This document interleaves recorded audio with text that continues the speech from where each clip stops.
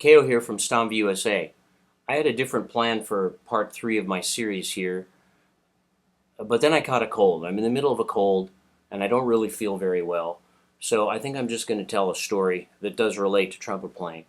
And it's a story that happened years ago when I was in Hawaii, and I was still in high school, and I had met John Madrid, and we were friends, and we hung out, and he gave me tips and coached me on the trumpet. And Johnny was out on tour with Boz Scaggs, and this was in Hawaii. And I went to the local music store, Harry's Music, and I was going through all the bins of the trumpet books looking for something new that was going to be cool, or that was going to be my ticket to learning to play high or have a good sound or something. And I came across Jerry Callett's book. I think it was his first book, called Trumpet Yoga. And I looked at it, and it kind of interesting. So I bought it. They didn't want you browsing for too long there.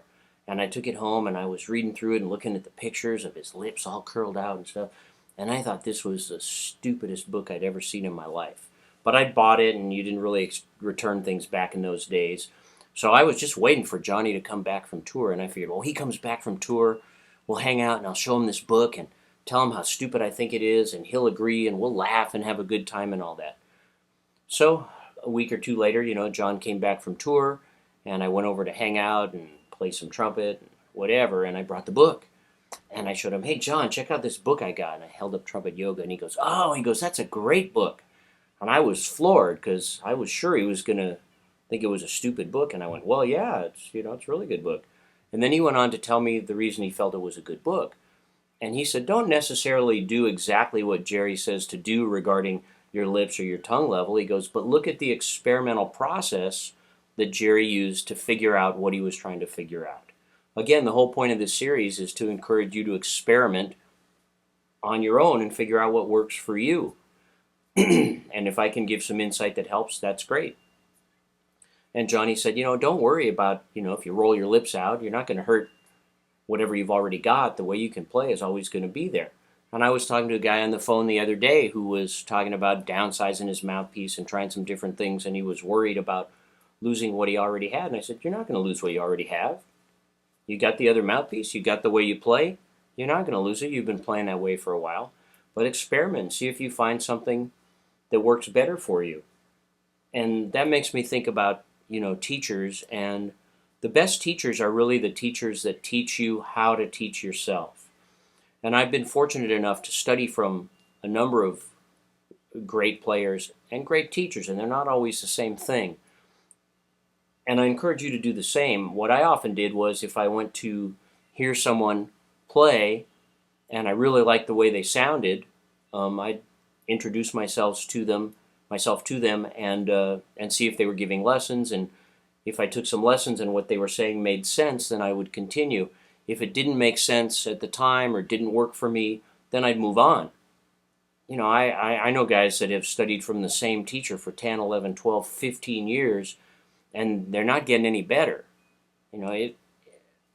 You may go study from a great player or a great teacher, but the way they approach it doesn't work for you. There's nothing wrong with moving on to a different approach to figure out what does work. And so I highly recommend studying from not a teacher, but many teachers, many players. I know Jim Manley gives Skype lessons. That'll be a lot of fun if you take a lesson from him.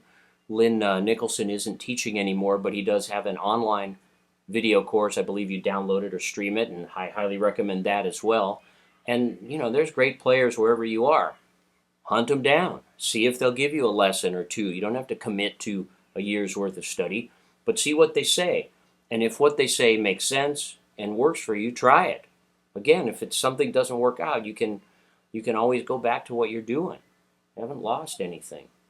So I guess, John told me that John Ruff, my partner here, told me that in these videos I should play something, and maybe today's a good day because I don't really feel well.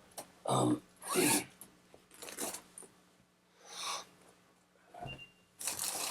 got a little gig this weekend with some friends. We do it every year. We call it Scum Brass. And what we do is we just play Christmas carols. Some of the arrangements are the ones that the guys did, and some are out of the Sammy Nestico book, and there's anywhere between 5 and 8 of us, depending on who can make it. and we basically just drive around to people's houses and start playing on their lawn. And if they come out, that's great. Hopefully, no one calls the cops. Um, and there's stuff, it's relaxed, so you don't have to play anything. So, in the spirit of Christmas,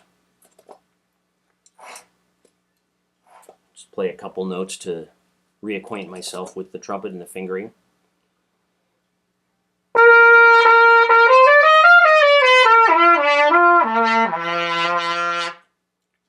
So if I can remember this tune without the music in front of me.